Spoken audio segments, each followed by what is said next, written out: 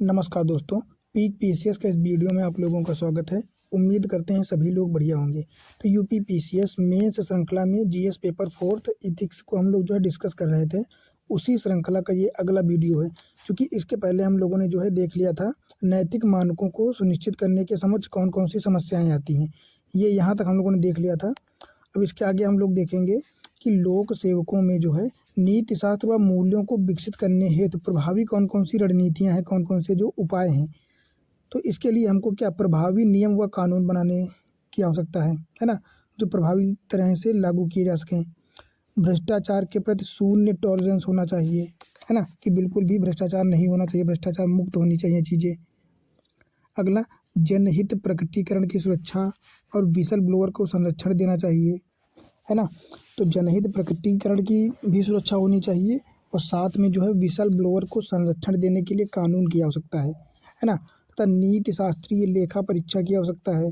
मानव संसाधन प्रबंधन रणनीतियों में समयानुसार नवाचार, मतलब समय के अनुसार अपडेशन होना चाहिए, है ना। जैसे मिशन कर्मयोगी, जो कि सिविल सेवकों के लिए ट्रेनिंग से संबंधित एक नवाचार था। इस प्रकार की व्यवस्थाएं टाइम टू टाइम करने की आवश्यकता है ना। पेशेवर नैतिकता का विकास करने की आवश्यकता है। प्रभावी बाह्य व आंतरिक शिकायत निवारण तंत्र की प्रक्रियाएं होनी चाहिए, है ना। हर जगह पे शिकायत निवारण तंत्र होना चाहिए, जैसे नागरिक चार्टर होना चाहिए। ये सारी चीज़ें उपलब्ध होनी चाहिए। लोक सेवकों को उनकी कार्यशैली व दक्षता में सुधार करने के लिए टाइम टू टाइम प्रशिक्षण देना चाहिए, है ना। सेमिनार आयोजित करने चाहिए, है ना। साथ में कम्युनिकेशन स्किल्स को बढ़ावा देने के लिए भी व्यवस्था होनी चाहिए। तो इस प्रकार हम लोग नैतिकता को बढ़ावा दे सकते हैं, है ना। अगला क्या हो जाएगा कि सरकारी तथा निजी संस्थानों में नैतिक चिंताएं या दुविधाएं क्या होती हैं। इसी का इथिकल कंसर्न और डायलेमास, है ना। तो नैतिक दुविधा से तात्पर्य एक ऐसी स्थिति से है जिसमें दिए गए विकल्पों में से किसी एक का चयन करना शामिल है, जहां कोई भी विकल्प स्पष्ट रूप से सही या गलत नहीं होता है। जैसे हितों का संघर्ष, सार्वजनिक हित बनाम निजी हित, है ना। कभी कभी ऐसी स्थिति आ जाती है कि जिसमें आपके सामने केवल एक ही विकल्प होता है कि आप अपना निजी हित ध्यान में रखेंगे या फिर सार्वजनिक हित को ध्यान में रखेंगे, है ना। तो ये सारी चीज़ें डायलेमा उत्पन्न हो जाते हैं कभी कभी। अगर बात करें नैतिक दुविधाओं के प्रकार कौन कौन से होते हैं, तो एक तो होता है लोक प्रशासन, है ना। लोक प्रशासन में विभिन्न मूल्यों के मध्य नैतिक दुविधा, है ना। अपने खुद के बहुत सारे मूल्य होते हैं जिसमें दुविधा हो जाती है कि किस मूल्य को प्रायोरिटी देनी चाहिए। तो ये इसका उदाहरण हो सकता है प्रशासनिक दक्षता वर्सेस जवाबदेही, है ना।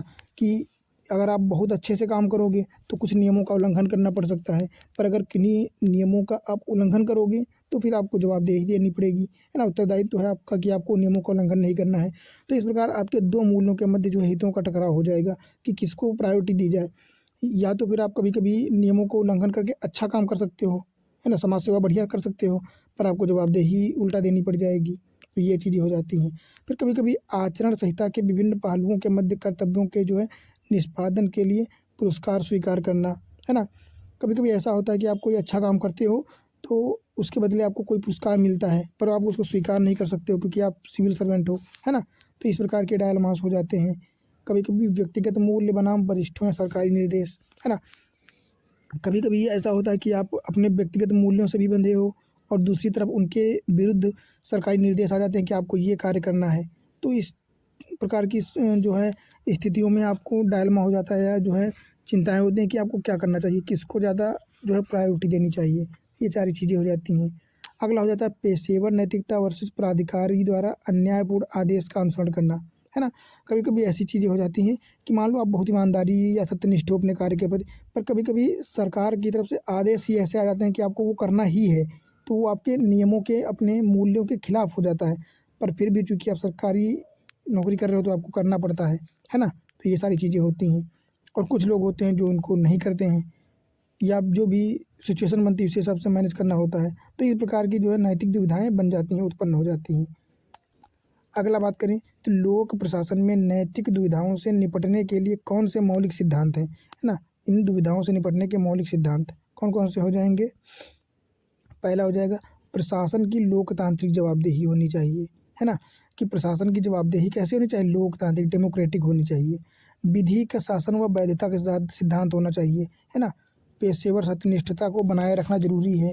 नागरिक समाज के प्रति अनुक्रियाशीलता और स्वहितों की बजाय सार्वजनिक हितों को ध्यान।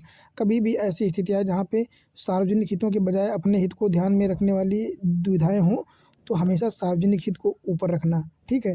नागरिक समाज के प्रति अनुक्रियाशीलता, है ना, हमेशा नागरिक समाज को ध्यान रख के उसको लक्षित समूह के रूप में जो है समझ करके कार्य करना।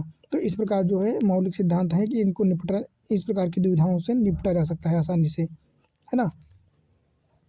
क्या लिखा गया है, विधि का शासन व वैधता की का सिद्धांत। तो हमेशा आपको नियमों के अनुसार कार्य करना है किसी भी स्थिति में, है ना। अगली हेडिंग क्या हो जाएगी अपनी, कि सरकार या सार्वजनिक क्षेत्र में नैतिक चिंताएं कौन कौन सी हैं। एक तो हो जाता है भ्रष्टाचार की समस्या उत्पन्न हो जाती है कभी कभी, है ना, कि लोग जो है अपने निजी हित के लिए पैसे लेकर काम कर देते हैं, है ना। भाई भतीजावाद को बढ़ावा मिल जाता है। कभी कभी सूचनाओं का प्रकटीकरण से संबंधित समस्या उत्पन्न हो जाती है ना, कि सरकारी कर्मचारी ऐसे कार्य करते हैं जिसके बाद सूचनाओं का प्रकटीकरण करना बंद कर देते हैं, है ना। प्रशासनिक गोपनीयता, नीतिगत दुविधाएं, प्रशासनिक विवेक और लोक जवाबदेही, तो ये सब नैतिक चिंताएं उत्पन्न हो जाती हैं टाइम टू टाइम, है ना। फिर अगला क्या हो जाएगा अपना, निजी और व्यावसायिक संस्थानों में नैतिक चिंताएं और दुविधाएं क्या हैं। तो कोड ऑफ इथिक्स और कोड ऑफ कंडक्ट को हम लोग जो है आगे पढ़ेंगे। बात करें निजी क्षेत्र में नैतिक मुद्दे क्या होते हैं, है ना।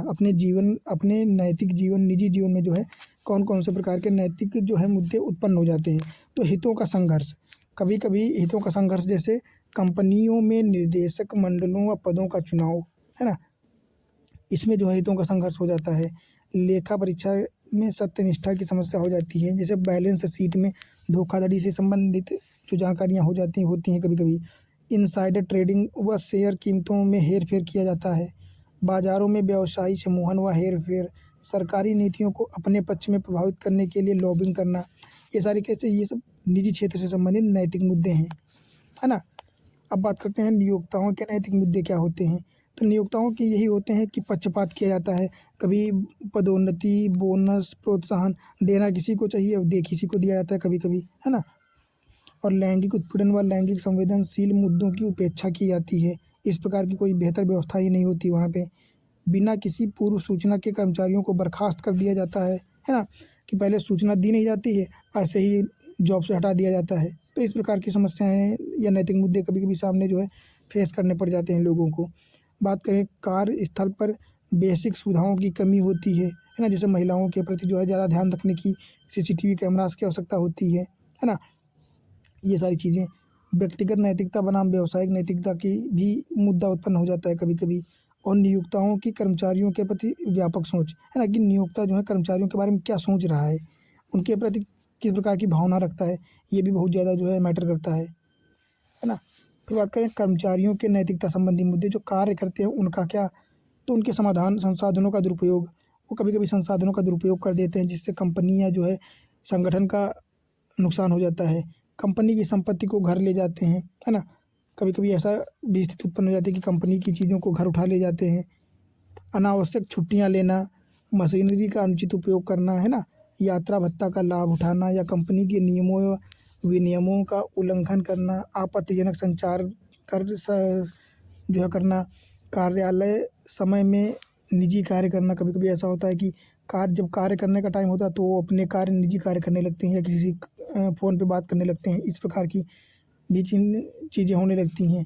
लैंगिक संवेदनशील मुद्दे जैसे उत्पीड़न व्यवहार, ये सारी जो हैं समस्याएं उत्पन्न हो जाती हैं कर्मचारियों के नैतिक संबंधी मुद्दों के रूप में, है ना। तो ये सारी चीज़ें होती हैं जो एक्चुअल में नहीं होनी चाहिए पर फिर भी हो जाती हैं। तो यही सब नैतिकता के संबंधी मुद्दे हो जाते हैं। अगली क्या हेडिंग हो जाएगी अपनी, कि नैतिक मार्गदर्शन के स्रोतों के रूप में विधि, नियम, विनियम तथा अंतरात्मा, इन चार चीज़ों के, चार टर्मिनोलॉजी को हम लोग जो है बहुत बेहतर तरीके से डिस्कस करेंगे। तो व्यक्ति पर नैतिक दायित्व निर्धारित करने में विधि एक बाहरी तत्व तथा अंतरात्मा एक आंतरिक तत्व है। विधि मतलब होता है कानून, है ना, कानून सरकार के द्वारा बनाया जाता है, वो बाह्य रूप से आप पर दबाव डालता है। पर अंतरात्मा जो होती है ये आप पर आंतरिक रूप से दबाव डालती है कि भाई आपको ये नहीं करना है और आपको ये करना है ना, इस प्रकार। तो बाह्य में क्या क्या आ जाएगा, एक तो विधि आ जाएगा, नियम, विनियम, कानून, संविधान, ये सारी चीज़ें आ जाती हैं। और अंदर की बात करें तो अंतरात्मा हो जाता है ना, अंदर की आवाज़ एक वो। तो हम लोग बात करेंगे सबसे पहले विधि की नीति शास्त्रीय अवधारणा, है ना। क्या देखेंगे हम लोग, विधि की नीति शास्त्रीय अवधारणा क्या है। सेंट थॉमस जो है एक्विनॉस, इनके अनुसार क्या कहते हैं कि यह आम के लिए एक तर्क का अध्यादेश है ना। यह आम लोगों के लिए जो है एक तर्क या अध्यादेश अध्यादेश है, जिस जिसे उसके द्वारा प्रख्यापित किया गया है, जिसे समुदाय की चिंता है, अर्थात विधि कार्यवाही का तरीका है ना। ये कोर्स ऑफ एक्शन को निर्धारित करता है विधि, कि आपको किस प्रकार किस चीज़ को करना है। अगर बात करें नीति शास्त्रीय विधि के तत्व या विशेषताएं क्या हैं, तो कानून निर्माताओं द्वारा तर्कपूर्ण विधि का निर्माण करना चाहिए। क्या कानून निर्माता जो हैं उनको ऐसी विधि का निर्माण करना चाहिए जो तर्कपूर्ण हो, नैतिक हो और सही हो, है ना।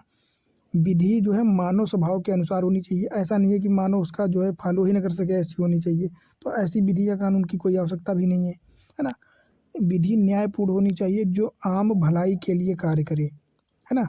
विधि ऐसी होनी चाहिए जिनका भौतिक व नैतिक रूप से पालन करना संभव हो। ऐसा नहीं है कि ऐसी विधि बना दी जाए जिसे लोग फॉलो ही ना कर पाएँ, उसको अगर उसका पालन ही नहीं कर सकते तो ऐसी विधि बनाने का कोई फ़ायदा ही नहीं है ना। तो विधियों का सार्वजनिक रूप से प्रकटीकरण किया जा सके, ऐसी विधि कानून होने चाहिए। अगर बात करें कानून के कौन कौन से स्रोत हैं, तो कानून के स्रोत का सबसे बड़ा स्रोत तो संविधान हो जाएगा, ठीक है। संविधान हो जाएगा, आधुनिक कानून और निर्माणकारी संस्था हो जाएगी, सामाजिक मानदंड, धर्म, संस्कृति, दर्शन, प्रथाएं, परंपरा, विधि, ये सारी चीज़ें क्या हैं, ये सारी चीज़ें कानून बनाने के स्रोत होते हैं। अगर बात करें विधि के प्रकार, तो विधि एक तो नागरिक विधि होती है, एक तो प्राकृतिक विधि होती है। अगर प्राकृतिक विधि की बात करें तो प्राकृतिक विधि सभी के लिए एक समान होती है, सार्वभौमिक होती है, ये नैतिक कर्तव्य होता है। पर अगर बात करें नागरिक विधि, तो ये राज्यों द्वारा निर्मित की जाती है, जो सभी नागरिकों पर समान रूप से लागू होती है, और उल्लंघन करने पर दंड भी दिया जा सकता है तथा पालन करने पर पुरस्कार दिया जाता है जनरली, है ना। तो ये सारी चीज़ें होती हैं। बात करें लोक प्रशासन में, सिविल सेवकों के निर्णयों व कार्यों के मूल्यांकन, सही कार्यों के लिए प्रोत्साहन व गलत कार्यों के लिए हतोत्साहन या दंड, तथा नैतिक चिंताओं व दुविधाओं से उबरने के लिए नैतिक मार्गदर्शन का होना आवश्यक है, और उसके लिए बनाए गए विधि, नियम और विनियम, है ना। अगर बात करें विधि या कानून, तो विधि या कानून का निर्माण कौन करता है, संसद या विधानमंडल, है ना, संसद या विधानमंडल।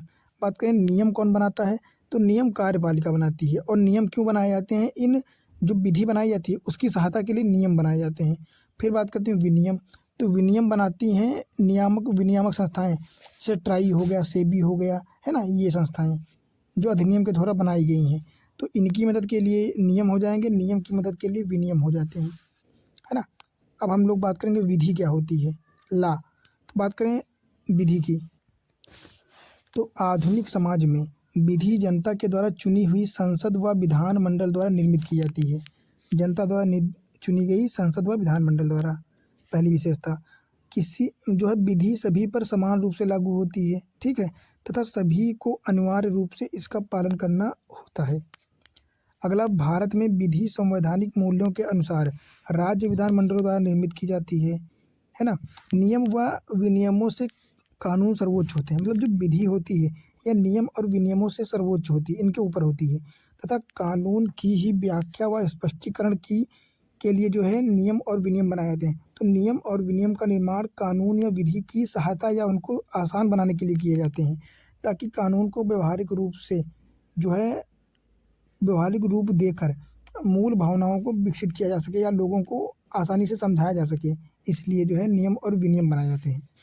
अब बात करेंगे हम नियम की, रूल। तो प्रत्येक कानून के क्रियान्वयन हेतु नियम आवश्यक होते हैं, ठीक है।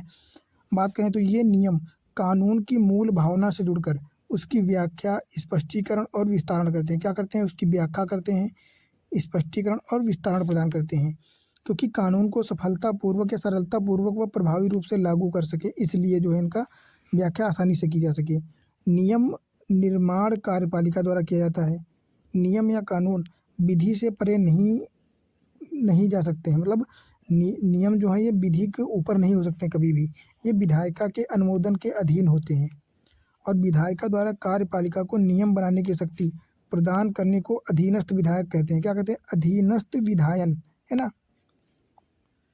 अब बात करेंगे हम लोग विनियम की। तो ये विधि व नियम का विस्तार होते हैं, है ना। मतलब नियम और विधि, इनके नीचे होता है विनियम, रेगुलेशंस, जो कि विनियामक संस्थाओं द्वारा निर्मित किए जाते हैं। बात करें तो विनियम नियमों व कानूनों को परिस्थितियों के अनुकूल व्यवहारिकता प्रदान करते हैं और ये कार्य के तकनीकी व प्रक्रियात्मक पहलू से अधिक जुड़े होते हैं, है ना। तो इस प्रकार से क्या हो जाएगा, सबसे बड़ा गोला या सबसे विस्तार रूप दिया जाता है विधि को, उसके अंदर कानून होता है, उसके अंदर नियम होते हैं और उसके अंदर विनियम होते हैं, है ना। तो ये आप समझ सकते हैं आसानी से, यहाँ पे बना हुआ फिगर, विनियम उससे ज़्यादा नियम, उसके बाद विधि और उसके बाद संविधान, है ना। तो इस प्रकार जो है चीज़ें होती हैं। बाकी बात करें अंतरात्मा एवं अंतःकरण, जिसको कंसाइंस कहते हैं हम लोग, तो इसको हम लोग बात करेंगे अगले चैप्टर में, अगले वीडियो में। बाकी यहाँ तक बात हो गई है।